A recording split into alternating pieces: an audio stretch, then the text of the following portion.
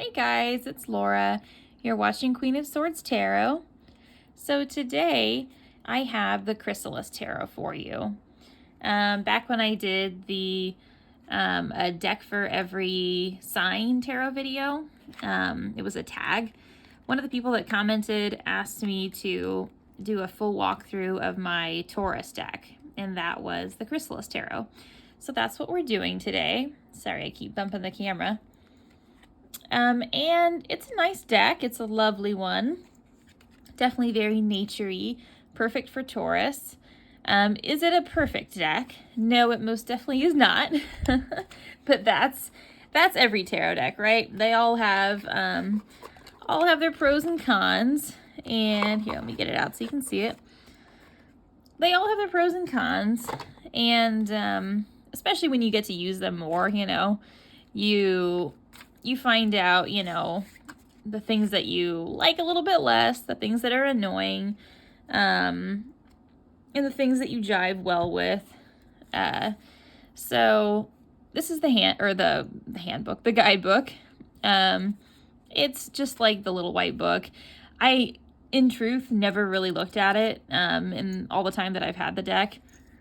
But before this video, I did look at it a little bit more. I read through it to see if it was special at all. Because, some little white books do have kind of like more to them than others. But this one, to be quite honest with you, is not worth the read. It doesn't really add to the experience. So I would not necessarily bother with it. You can get plenty out of this deck without it. But I would say, though, because this deck is renamed, pretty much totally renamed, you may want to refer to the guidebook just for that. So here are the backs, and then we'll do a quick little flip through. Uh-oh, am I out of order? No, okay. So like I said, it is a renamed deck. The structure of the tarot is the same. So we still have, the minor arcana or major arcana, but they are totally renamed. And the suits are renamed as well. So like stones are, before we get into that, let me have my gripe about Merlin as the Fool. I don't get Merlin as the Fool. Like, cause he's old. He's been through his adventures. He's old and wizened. He's not really like that fool energy of just starting out on a journey. So I don't know. I've never agreed with Merlin as the Fool. Like, unless they're just totally going for a different energy, because they do call it the hero. But then I don't really see him as the hero either. That's more like Arthur. I don't know. I'm not sure. Anyway, that was just my beef about Merlin. So, Sideshow Bob over here. Anyway, so all of the suits are renamed. Pentacles have become stones. Swords have become scrolls. Wands become spirals. And then cups become mirrors. So some of these cards all the cards are gorgeous. Let's just say that. But some are particularly beautiful. Like, I love the Emperor and the Empress. They go together super, super well. Just beautiful. And then the Emperor is done, I think, particularly well. Because I think one of the reasons that, my gripes aside, that I love this deck is because it really approaches tarot in kind of a nurturing and, I don't know, a creative way. Like, it takes cards that are maybe a little bit, like, for me personally, the Emperor is a difficult card. It's definitely, and I'm talking about the RWS version, it's a very hyper masculine card for me. Like, I look at it and I'm like, this guy is so uber masculine. And he looks to me like that guy that would like mansplain something to me. Like, I don't know. Like, the Emperor he's not somebody that I would want to meet in real life. I think it's like that that really strong, like, male ram Aries energy. But I love Aries men. Like, that's not what I'm saying. I'm saying just that Emperor, like, specifically. It's like that really, really, I don't know, patriarchal energy. I'm not sure. But anyway, the point is, this deck does it differently. It doesn't make him like a guy on a throne, like, you know, stereotyping men, because men aren't really that way all the time. Like, rarely are they, you know, necessarily purely that way. They take it and they make it very much a approachable, sort of paternal in a kind way, very one with nature. He looks like he respects the maternal role in the family. You know, he's cradling the eggs. He respects reproduction. He looks very, like, gentle, very natural. Like I said, nurturing. He's got the butterfly up here for transformation. Just a very, like, he looks like a friendly emperor. And that's kind of, you know, the type of emperor that I want in my deck. And that's, like I said, a very me thing. And then also, like, with the Hierophant. This is another thing about the deck, is I don't always like, you know, when I do a spread with this deck, the cards, I may not like the actual images on them. Like, do I like baby Hierophant? No, I don't. I don't really like babies on my cards, generally speaking. If they're in, like, weird positions, or like the Sun card, baby on a horse, not a big fan. But I like, you know, in the deck, the thought behind the baby. That sounds weird, but, you know, the thought behind the image. The representative thought, I guess, is what I'm saying. So in this instance, and that's why I keep the deck, you know. So, like, in this instance, they're telling you, I think personally, like, you're this sort of, you know, diamond in the rough. Like, you're the pearl in the oyster. You have this light to guide you. You have this palette that you're holding, like, all the tools that you need, you know, the choices that you can make to, you know, become a better person. Instead of putting a, you know, religious authority figure on the card, they put you kind of on the card, or a symbol of you. Like, it's a very, it's very centered around self-change. Like, it's a, you know, it puts you as the agent in your path to spiritual self-discovery, transformation, change, moving forward on your journey.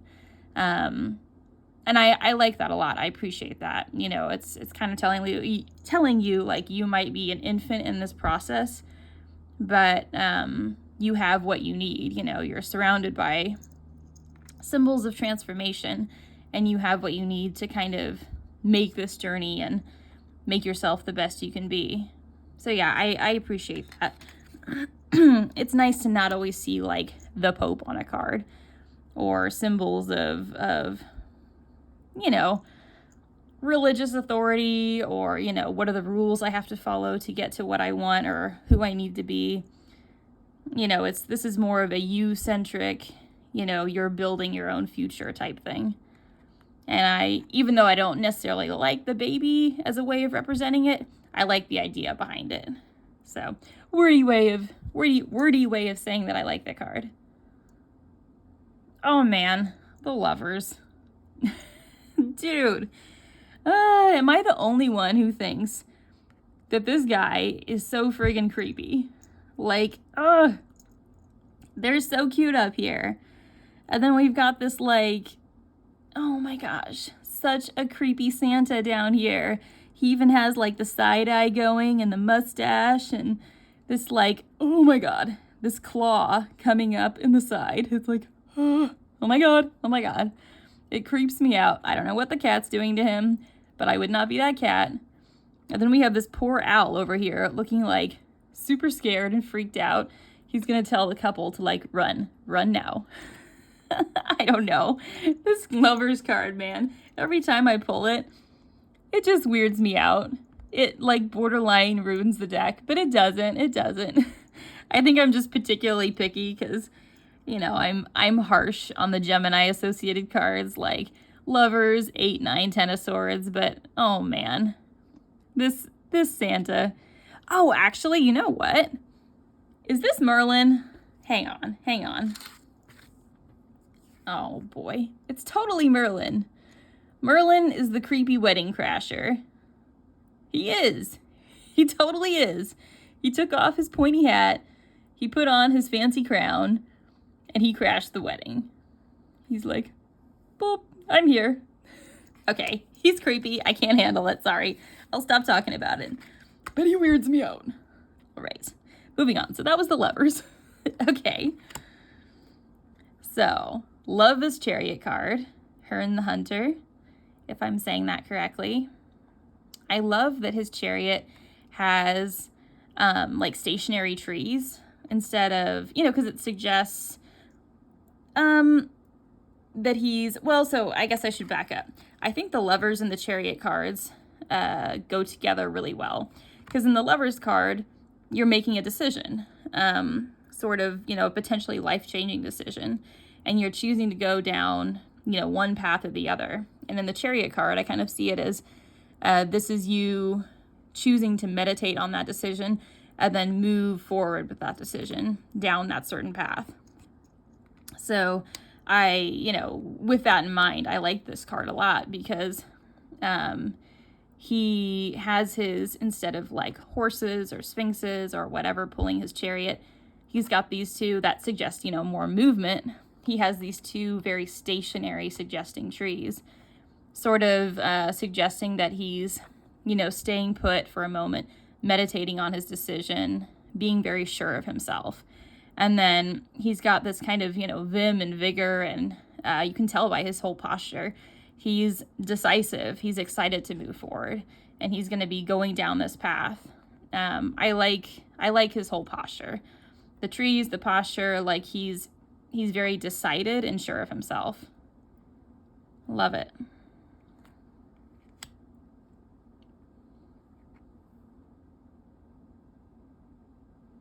Ma'at for justice. Perfect. Harmony and balance and all that good stuff. And we have the Storyteller for the Hermit. I love this card. This was one that kind of attracted me to the deck in general. I love her her wreath of laurels on her head. It's just awesome. She almost kind of looks like she's emerging from her kind of journey in isolation, a wiser woman. Okay, then we have our wheel. This card I'm like on the fence about. Whenever I pick it, it always throws me off a little bit because I feel like a wheel should look very fluid. Like, you know, it should have a lot of movement in it. You know, a lot of, it should look like it moves, I guess is what I'm trying to say. And with this one, it looks like it's really like stuck in the underbrush and it just doesn't move. And you know, you think of a Wheel of Fortune, it's constantly turning, fates are constantly shifting, and this, it doesn't look like it moves. I don't know, it's very counterintuitive. So unless symbolically I'm missing something, and I'm probably dumb, and I probably totally am, someone should write in the comments what they think. I don't know, it's a little counterintuitive. I don't get it. But anyway, it's a pretty card. Doesn't ruin the deck. So we have Papa Legba for strength. Totally makes sense. Oh, you know what? This just occurred to me now, but doesn't he usually have a dog with him? I don't know. That just popped in my head now, and I've had this deck for a while. I never thought of that before, but I feel like he usually like has a dog by his side, or like that's a symbol that's associated with him. I don't know. Somebody should correct me if I'm wrong. Maybe I'm thinking of someone else, but I'm pretty sure. Okay. Love the Celtic Owl.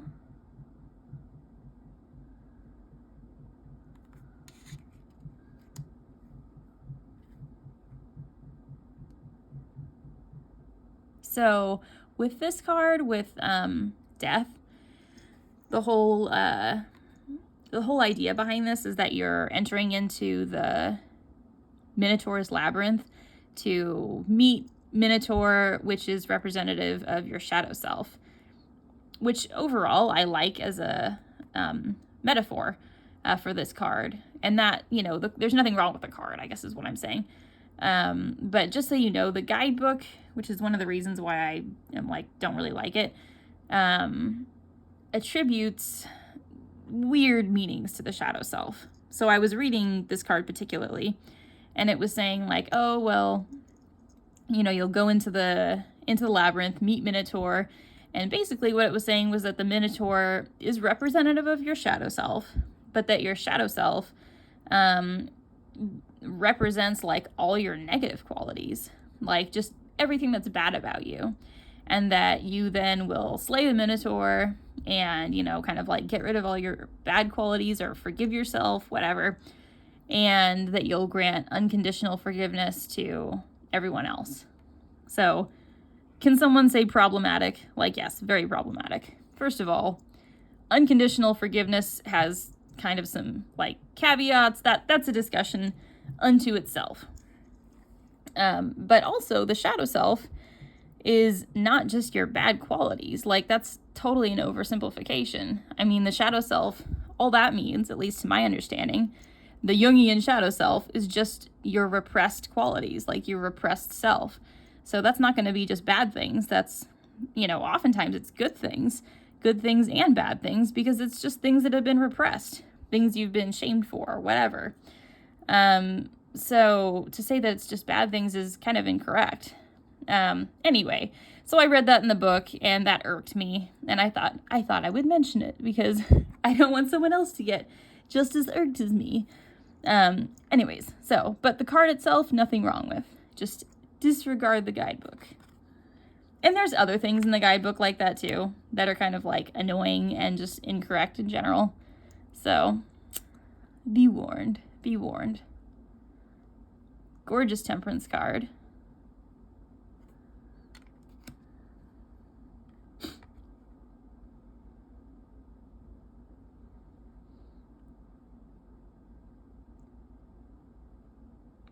Also a rather irksome passage on the devil in the Guidebook.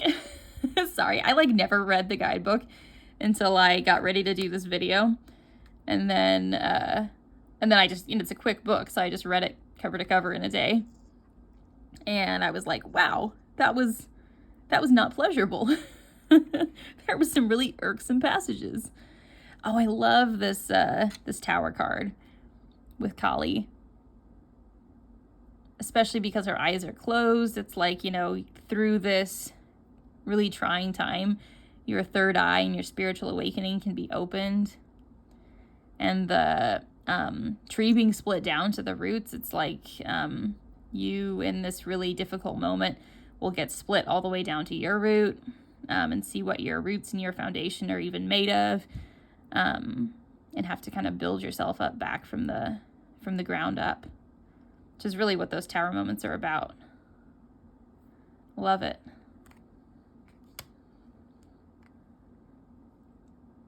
Then LPI. I think I'm saying that right. Not sure. I don't know a ton about this mythology. I think she was the one that came out, or rather went into Pandora's box. These are supposed to represent, I believe, the 4 winds. Super pretty.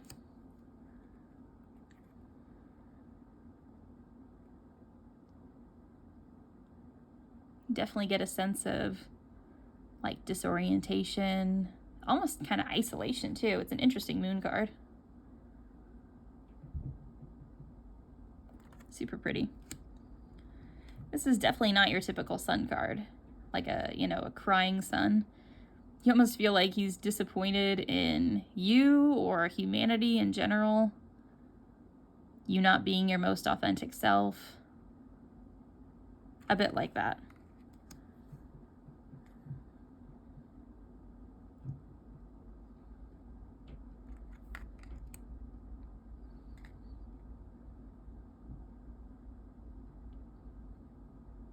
we have Psyche.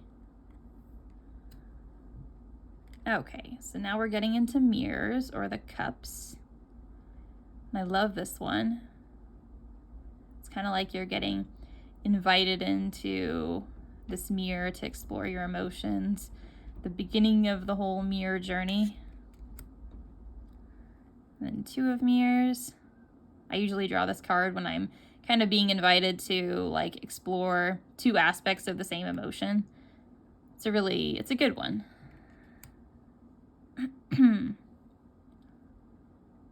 I love this card because this is like, you know, it's the 3 of Cups. You feel like you're the 3rd person kind of like in that group.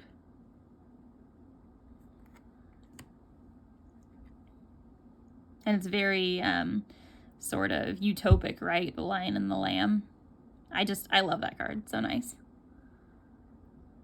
This one kind of takes like a new look at the 4 of Cups too, because it takes more of a narcissistic slant to it. Because, you know, originally it's more about like boredom, taking a break, that type of a thing, or not taking an opportunity. Right, we all know tarot. I don't know why I'm explaining this.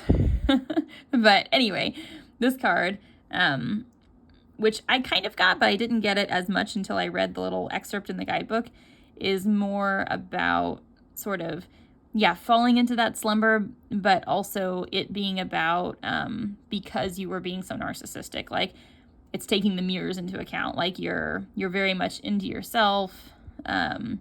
You're too absorbed in yourself that you're not, you know, looking to others or looking to opportunities. Very much about narcissism, which is interesting. It's one way to look at it.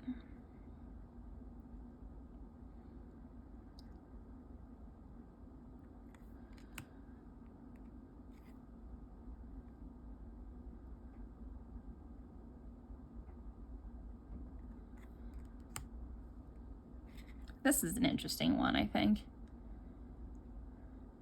She's very much in living an illusion. You get the sense of kind of like despair. I don't know, with a cracked mirror. It's this card always makes me sad. I don't know. I feel like she's a bird in a cage.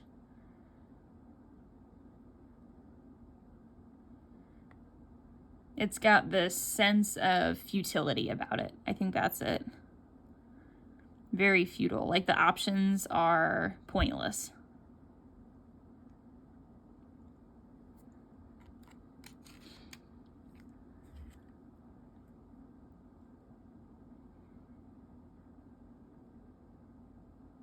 Oops, sorry.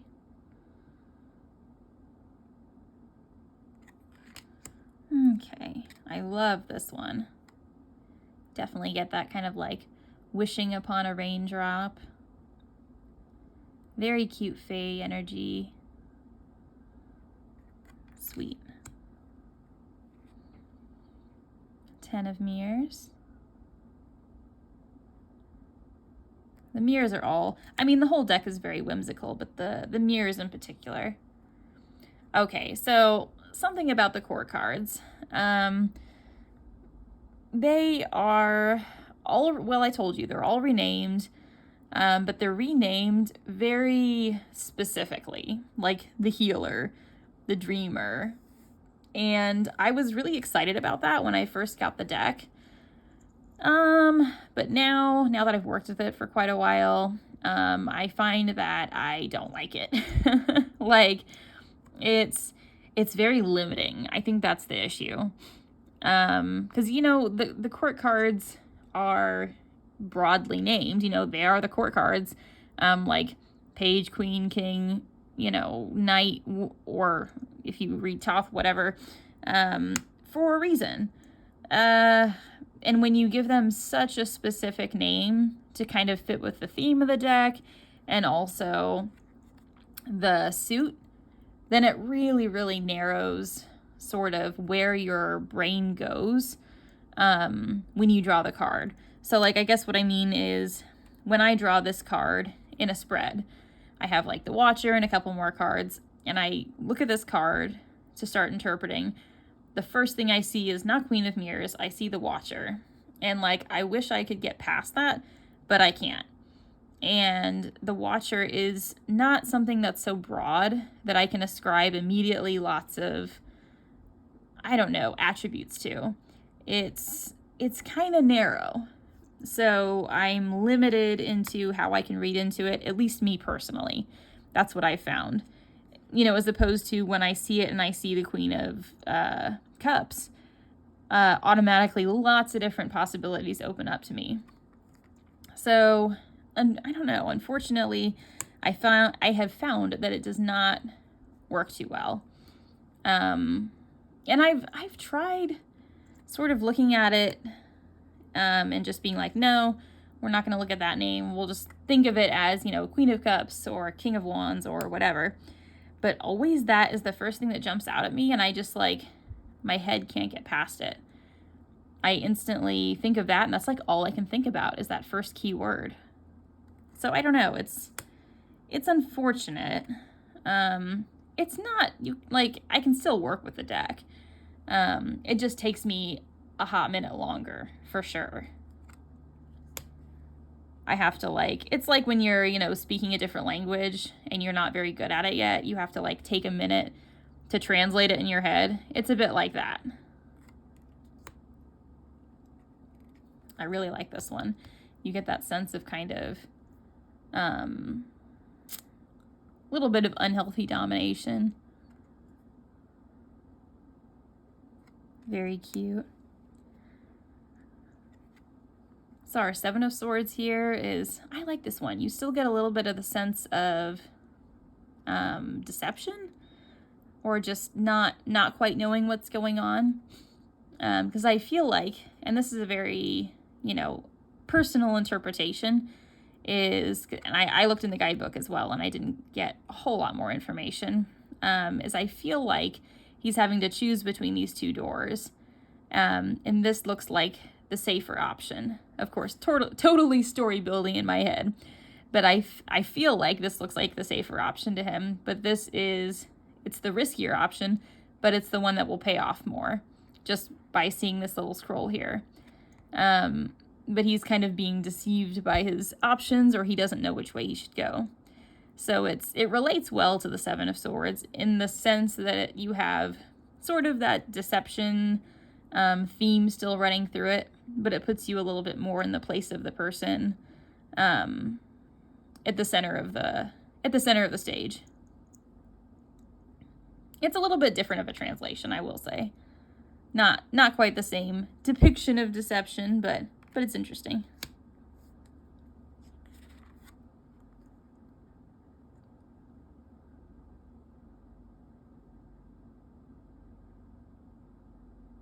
Definitely feel like she looks overwhelmed.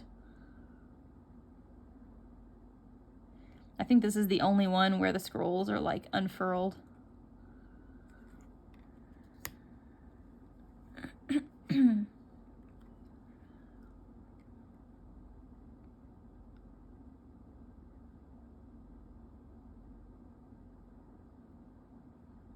On this one, I always get sort of more an immediate intuitive hit of grief.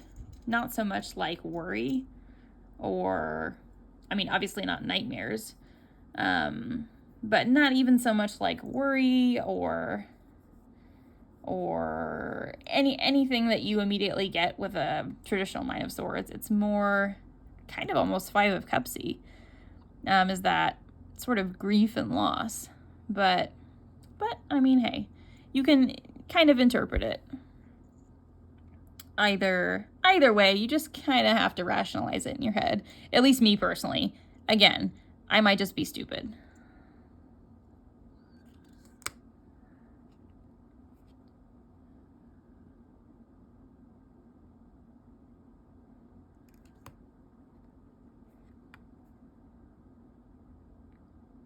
It's always interesting to, like, go through a deck, you know, again, that you've had for quite some time and used, and really pick apart each card again. I think it's a healthy thing to do.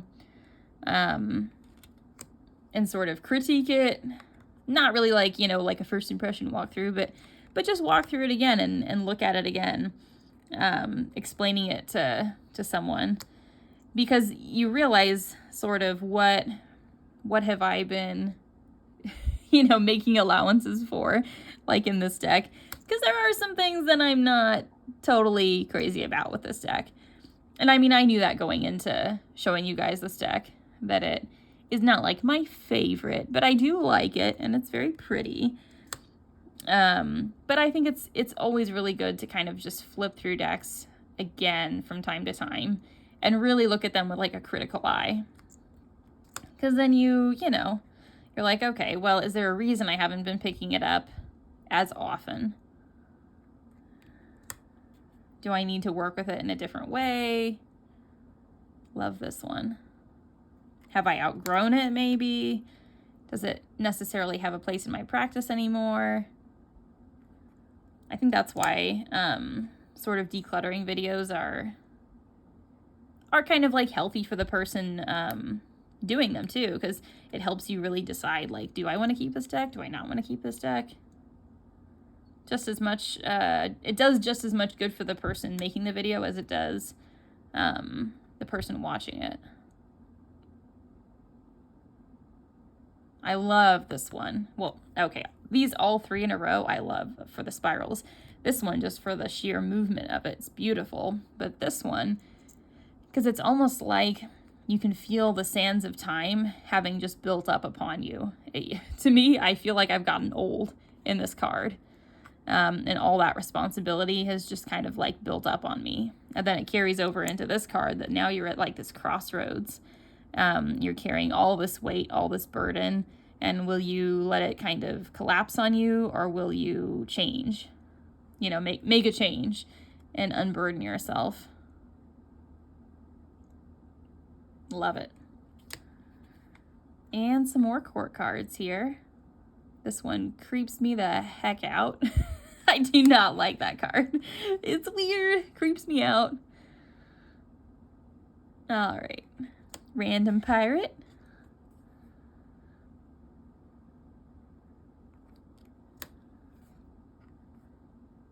Another random pirate.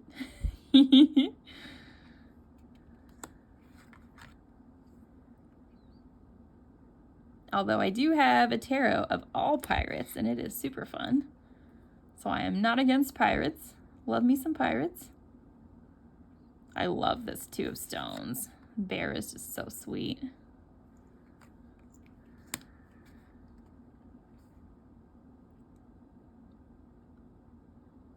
And our owls.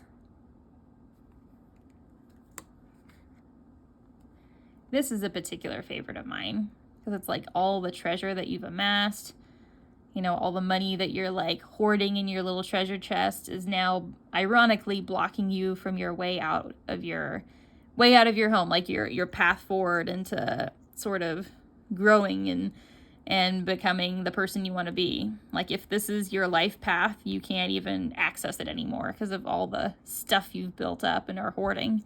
It's such a good representation of Four of Stones, or, Four of Pentacles.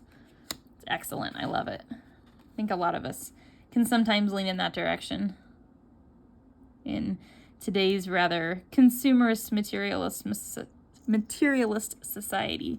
I can't talk.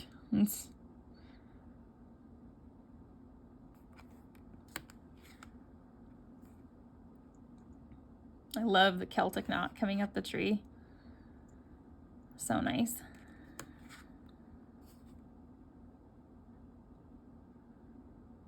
This is such a pretty one. She looks so pensive. You can really feel like it's like doubt mixed with expectation. She looks like she has mixed emotions. They did a great job with this one.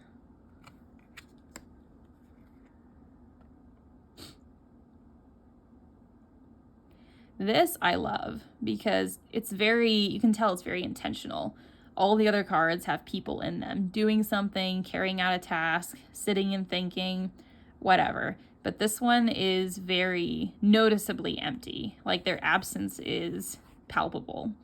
And it's like, but with the rocks in the back, it feels very historical. So it's like, the task that has been honed, all the work that has been, refined, is from all the ages past, all the years past and generations, is kind of like in this moment here. Instead of one person refining their craft, it's like centuries of a refined craft. I like it. I really like it.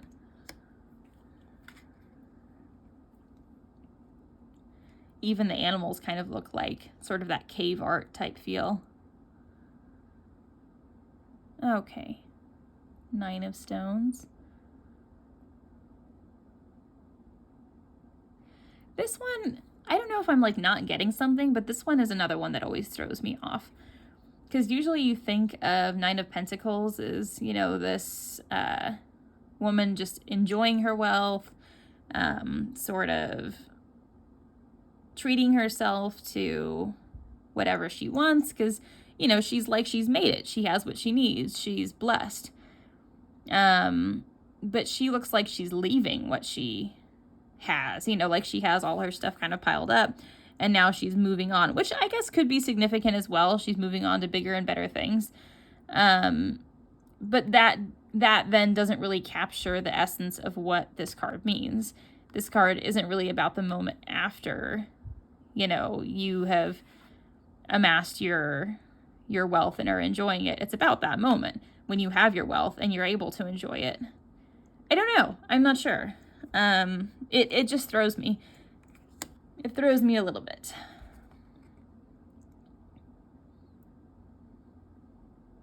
Like this, I feel, is almost more fitting for this card. Then you would need something different for this, because this is more about, like, you know, that family type feeling, or whatever 10 of Pentacles is for so many different people, you know, that fulfillment. I don't know. I'm not sure. Maybe that doesn't make sense, but in my head it makes sense. Okay. That to me is very random, but okay. Do you see what I mean about the court cards? Like, they're so highly specific, like acrobat. Now I can't get acrobat out of my head. And there's a monkey. Also that.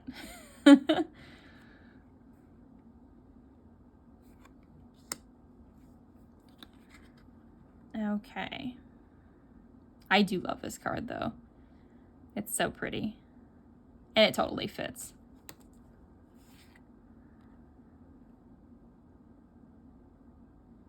Okay. So, let me get you guys out just a little bit here. So that was the Chrysalis Tarot. It is a gorgeous but imperfect tarot. I will still use it. It has kind of its, you know, special place in my tarot practice. If I feel like doing sort of, you know, transformation type themed reading, if I feel like I need a deck that's very nature based, if I'm going to go across the street to my little park and be with all the dogs that are running around there and stuff like that, then I'll have my picnic and use this deck, that type of thing. But I don't use it all the time. It's on occasion, because it does have those few things that are a little irksome. But otherwise, I hope you guys enjoyed me sharing it. Please leave me a comment. Tell me how you liked it. Do you own this deck? How do you like it? Do the same things bother you as they do me? All right. As always, thank you for joining me. And we will see you next time with all my love. Bye.